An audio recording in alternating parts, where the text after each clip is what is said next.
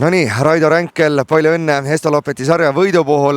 Edukas jooksusügis, suvi oli ka möödas, võtsid ette kõik need maratonid siin. No mis tunne oli minna pärast pikka jooksuhooaega taaskord suuskadele ning kas olid enesekindel võidus?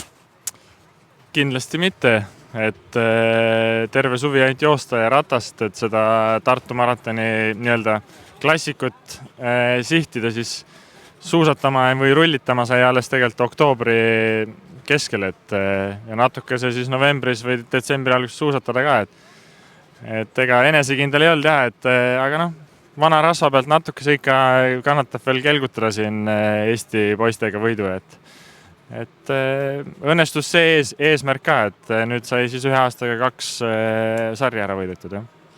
Palju õnne ja kuidas 4 lapse isana, kuidas sul see päevakava välja näeb, kus sa leiad treeninguteks üldse aega? Oled ju ikkagi täiskoormusega tööl, täiskoormusega pereisa, räägi meile oma saladus.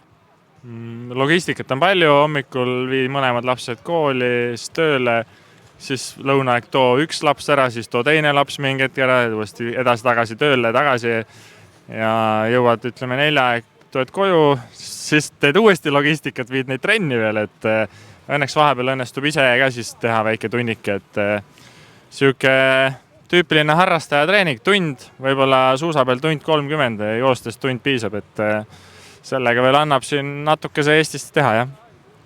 Pikk hooaeg, kopsupõletik tuli ka läbi põdeda siin hooaja vahel, aga need 5 maratoni, mis sa siin tegid, räägi, milline on sinu lemmik maraton siin Eestimaal Estoloppeti sarjas? No kindlasti mulle meeldib oma kodumaraton, Viru maraton, et Haanja ka meeldiks, aga kahjuks jah, ma olin kehvas seisus siin pärast kopsupõletikku, et aga Alutaguse meeldib, Alutagusel on mõnus profiil, mõnusad rajad, et tegelikult need kõik on ägedad. Kahju, et Tallinnas ei saanud käia, et Tallinnat ma olen vist 4 või 5 korda tegelikult võitnud, et see jäi kahjuks haiguseta vahele, jah. Õnneks sa selle said vist Kõrvemaa maratoni raames ikkagi selle distantsi raja läbida seal.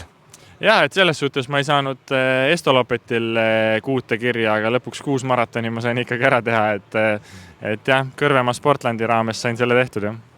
Ja räägi meile veel, mis ootab nüüd, kui lumi ära sulab, kas Eesti esindus harrastussportlane, nagu sind siin tituleeritud siin ajakirjanduses on, kas jätkad kohe jooksusussid, jalgrattad ja võtad ka Tartu maratoni klassiku uuesti ette?